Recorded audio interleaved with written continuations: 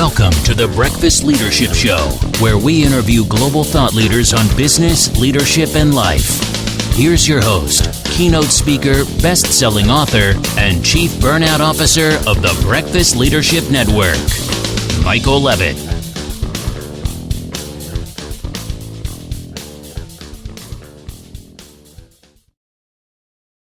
Welcome back. I've got Britt East online. Britt, how are you?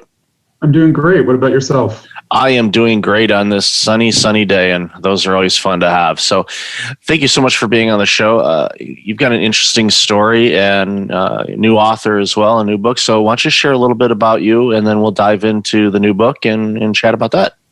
Absolutely. I live in Seattle.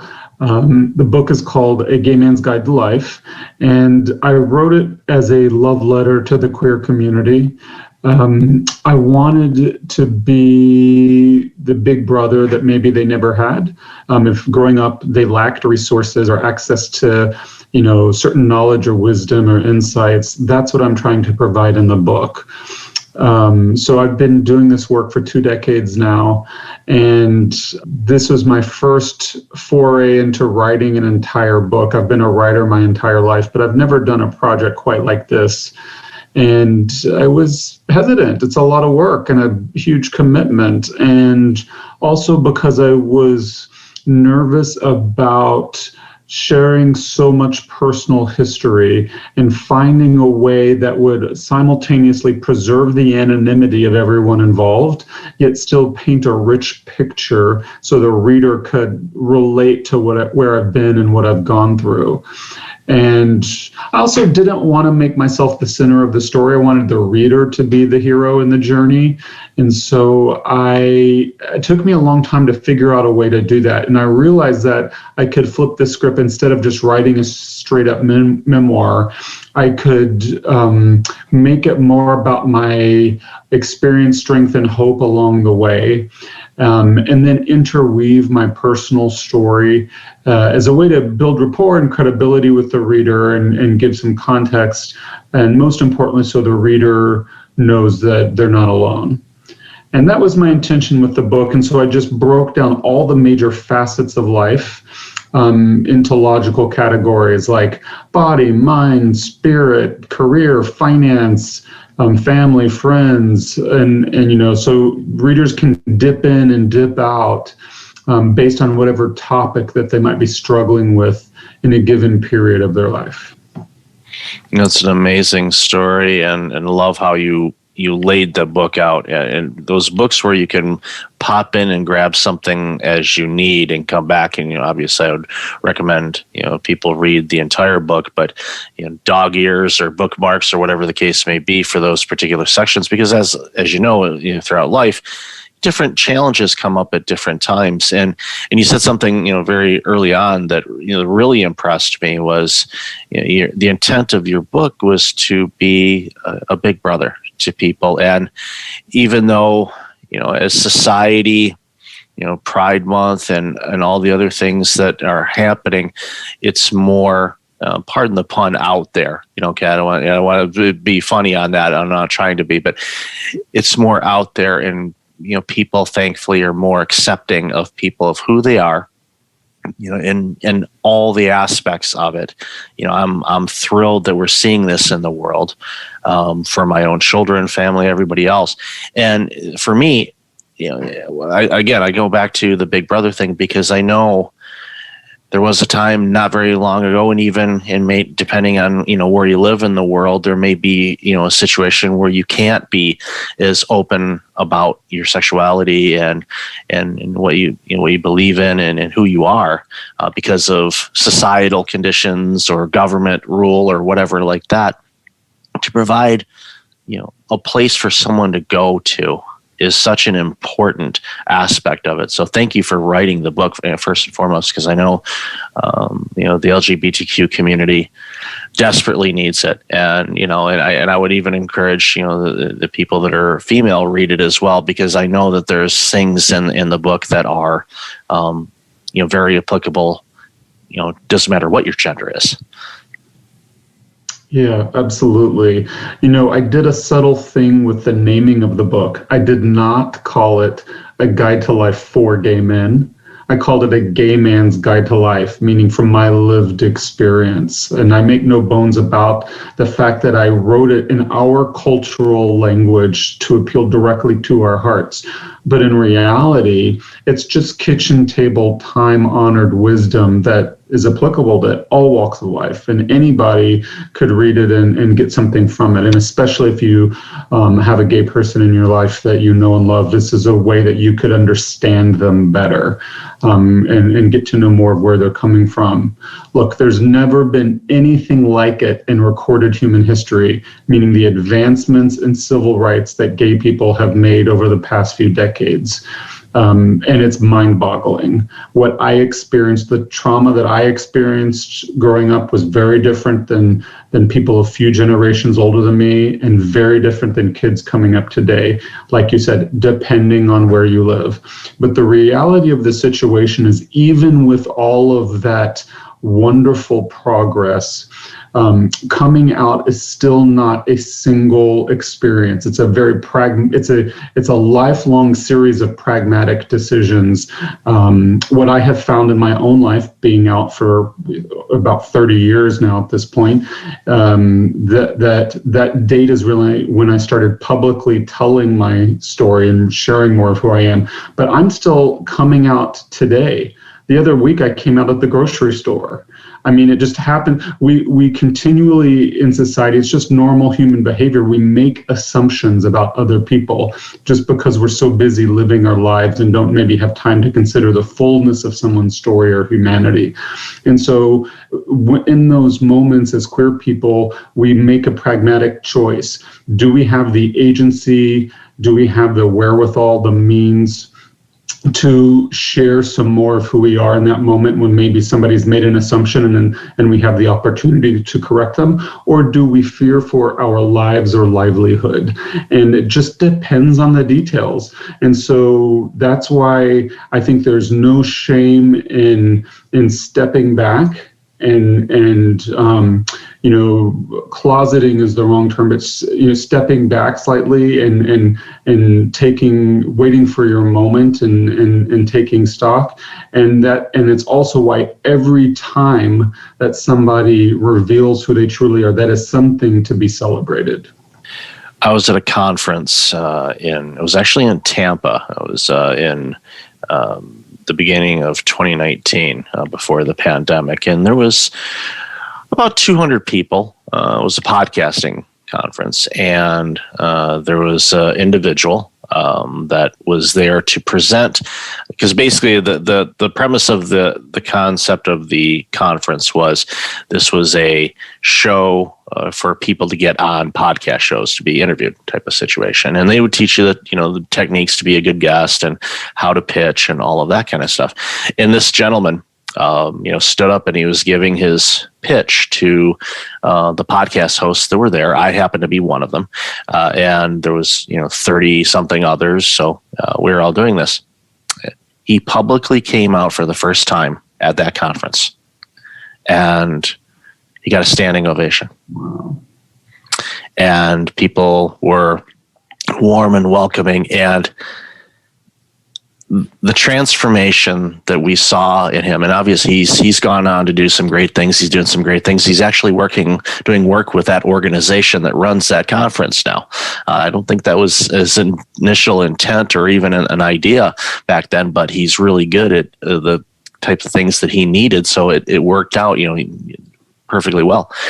But the thing that impacted me the most about that was I saw the transformation from him, from the shoulders being relaxed, and he was finally able to be who he is. And you mentioned something a couple of minutes ago that jumped out at me was, some people, you have to wait for that moment for you to identify, whether you're coming out as a gay person, or if you're going to be ending a marriage, or all these things. There's that moment where you want to say it, but I'm not trying to put words in your mouth, but I'd love to hear your thoughts on this. But from what you said, there's a hesitancy, and it's more of a self-protection component, because ultimately none of us want to get hurt, emotionally, physically, or otherwise. But we also want our true selves to be out. Of course, everyone likes to be accepted, of course. But, when those situations come up, as you mentioned a couple of minutes ago as well, in the life of a gay person, it's not just on February 22nd, 2019, I announced to the world that I am gay and all that stuff. No, it's, as you said, every interaction with somebody you haven't met before, or maybe it's somebody you haven't seen in a long time, they may not know. So it's, for me, and I'm a straight person, but for me, I think about that and I go, okay, what, do I do myself? Do I need to do to make sure that I am portraying myself as an open, warm, and welcoming human being? So if someone, has this desire to share something to me, whether it's they're coming out or anything else, how do I give them, as my better half likes to say, a soft pillow? It's like here, and she uses that, especially on how I treat my 19-year-old daughter. She's like, you need to be harder on her. I'm like, but she's too much like me. The other ones I could be hard on. No, I'm not hard. I'm not hard on any of my kids. So at least they may have a different opinion on that, but that's a different episode. But no, I know I said a lot there, but it was just some things that came to mind as I was talking about this. Is and I know your book touches on this as well. It's like, okay, this is how you do it. This is not everything's good, trumpets playing, whatever, and then everything's done. It's like, no, life is ongoing. And, different things that we are and things we do and all that, it's an elevator pitch in a kind of way, which is a weird analogy for it, I guess. But at the end of the day, it's like, that was one of those eye-opening things you just said. It's like, that's something you have to deal with on a daily basis, potentially. So love to hear your thoughts on that. Yeah, absolutely. So, sometimes you just don't want to deal with it. Sometimes you're just tired or in a hurry. And it's like, oh, now I have to create this space to have a moment, and I'm just trying to get through the grocery store and get on to my next thing. Other times, like you said, maybe you're embarrassed or maybe you're afraid, it runs the gamut. The reasons why we shrink from those moments or rise to meet those moments, they really run the gamut. And I love what you said, because this is what is so incumbent, I think, for straight people to do, is to create the space for soft landings, to create the refuge for the full range of diversity, whether it's racial, gender, or sexual orientation. It is immoral to require those of us bearing the burden of bigotry to also, be responsible for eradicating it. And so it's straight work to create that space for gay people, just like it's male work to create it for women, or white work to create it for people of color. And so I really love what you said. I think the best way to signal inclusion is to be truly living a life that authentically celebrates diversity. And that is going to shine through. If you try and code switch with your language, and that means all of a sudden speaking terms that you think gay people want to hear, that's going to be transparent. That's not going to work. That's going to feel weird and off-putting and a little cringy. That's not how you do it. On the other hand, if you are naturally living your life, encountering gay art and literature and music and cinema and people, and cultivating a sense of openness to it, and actually allowing it to come into your heart and permeate your life, you're going to exude that acceptance and even celebration of gay people in a way that you don't even really have to think about it. People are just going to come, you're going to attract people like a beacon. So you don't have to say, hey, I have a gay friend. You don't have to say, oh, my brother's gay. You can share those things about your life, but if that's what you lead with, might come off as a little bit strange. On the other hand, if you are continually creating space and resisting assumptions about others, about how they lead their lives or what it means to be gay or what you think gay culture is or is not, then I think inevitably you're going to attract more diversity into your life, and it's going to be a positive feedback loop where your life gets richer and stronger and more diverse throughout the course of your entire life. Yeah, the world is a wonderful colorful place and made up of all kinds of different people, personalities, backgrounds, flavors, you name it. And as I've gotten older, because I grew up in areas that were, predominantly, my first city that was, and it was actually predominantly black. So I was, would be, deemed a minority in that type of situation, but I never looked at it that way. And even, growing into different communities where it was predominantly white, it felt weird to me. I'm like, no, I need some more flavor. And, where I live in Toronto, because I split my time between Toronto and San Diego, there's, a billion different cultures here. And, gay, straight, both, neither, you name it. And it's a wonderful experience to be in because you experience life rich and seeking to understand. I think that's one of the things I hammer home with people, whether it's in dispute resolution or burnout recovery or anything else. Seek to understand, leave the judge robe, back home and just, okay, and be inquisitive in a non-judgmental, condemning way, or just, out of curiosity, return back to when we were little kids and we were curious about things because we were learning, never stop learning and understand. And thankfully, with, the advancements that you've seen and I've seen, in recent memory, it's more open. We're learning more about things. And it's, I had a business partner, a few years ago, lesbian. I think the world of her. I don't think of her as a lesbian.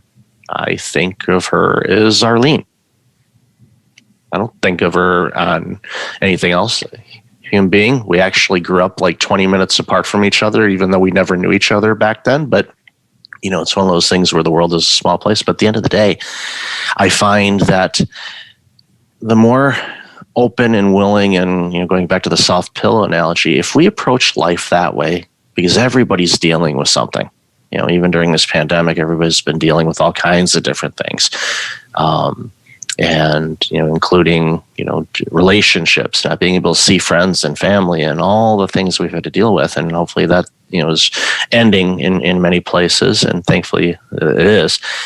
But the more open and willingness we are and just accepting people for who they are and celebrating who they are gives them the encouragement to be happy and fulfilled in life. And that's ultimately what I want for everyone. I want people to be happy and fulfilled, and whatever they have in their life, whether it's relationships, things, where they live, the type of job they have, all that stuff, happy and fulfilled. Boy, oh boy, does that make life a whole lot more rich and fulfilling, for sure. Yeah, absolutely. It all starts with curiosity. Curiosity is what leads to empathy, and empathy is what's going to lead to celebration. Most queer people are not looking for tolerance. We're not even looking for acceptance. What we want is to be fully integrated into all facets of society, especially legally. And then out of that, we want to be celebrated in who we are. We are not a monolith. The LGBTQIA plus community is so broad and varied and wide. It's hard for us to even keep track of all the terms. And it's our work to create the sense of generosity, to extend our hearts to those who would love us and allow them to put their feet in their mouth from time to time, to say the wrong thing, to step in a cow pie, to make a mistake, and love them anyway, because we see the intention and the effort, and we honor, all that's behind that, rather than keeping score. And what it's the job of straight people is to take those risks. It's so tempting as straight people, especially in the world of social media where everything is documented and potentially incriminating and really embarrassing and permanent. It's so tempting to just clam up. And unfortunately, that aids oppression. What we need is for straight people to take the risk. You're going to say the wrong thing. You're going to do something dumb.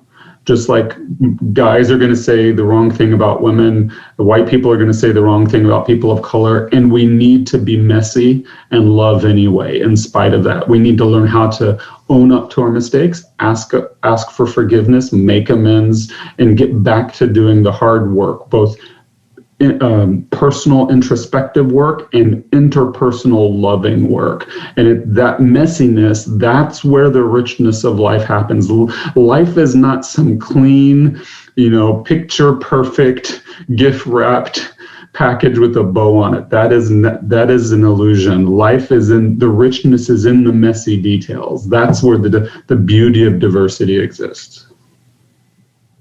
Yes, life is definitely messy, and I've definitely found myself in many piles. And as a kid that had an aunt and uncle that had a farm, I always had this affinity to find the cow pies. My dad was always, it's like, do you not look where you walk?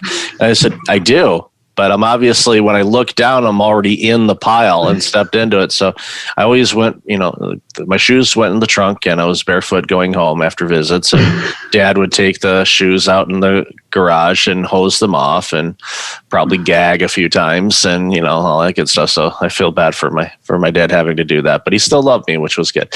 So before we wrap up, in your book, is there a favorite section? I mean, books are kind of like kids in a way. It's like you don't have a favorite one. You're not supposed to. But and same with your books. There may or may not be a favorite chapter or section. But there's one that when you review it and talk about it, you go, you know what, that one is really impactful to either yourself or to the people that you help. So my background is in poetry. And as a writer, and there are poetic moments in the book. The book is really straightforward, logical, and linear, because that's kind of how my brain works. It's not new agey at all. But there are a few moments in there where the feelings are so tender that I purposely waded back into the more artistic realm. In particular, there's a section on relations between straight guys and gay guys, and how in the heck can the two groups be friends? And that was such a sensitive topic to me personally, given all of my past trauma, that I waded into that more poetic license space. And every time I read it, it still takes me back to those feelings and is really touching to me personally. And I've gotten a lot of letters from guys who either wondered why they are such good friends with straight guys and naturally gravitate towards straight guy culture and have felt guilty about it. And this maybe gave them space to accept that love and accept themselves and accept those friendships. And on the other hand, guys who are still apprehensive whenever a straight guy walks in the room. Am I going to be bullied, beaten, et cetera? And so that is probably one of the more, that's what comes to mind as one of the more touching areas of the book, at least to me personally. No, that's great. No, and I think that's, again, it gives people permission and guidance on how to navigate some questions that they may have, and they didn't have a big brother or somebody that they could consult with.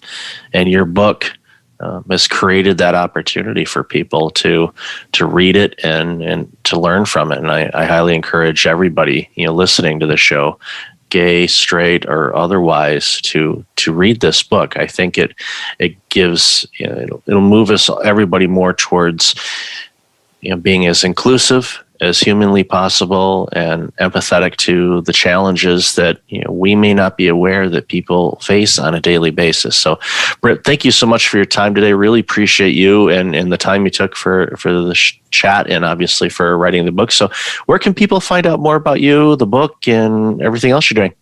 Yeah, it's my pleasure. Thanks for having me. It's real easy. Go to my website, BrittEast.com, B as in boy, RITT East.com. That's the hub for all of my work. I have tons of free articles there that are consolidated there. I have a blog there. I have links to all of my socials. All of that is free. And then, of course, I have a link to all of the participating online retailers where you can purchase my book. And it's available wherever books are sold as well.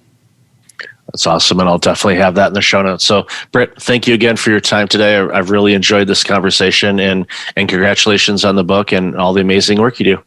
Thanks so much. Thanks for listening to the Breakfast Leadership Show, part of the Breakfast Leadership Network. Visit breakfastleadership.com for tips on empowering your business and your life.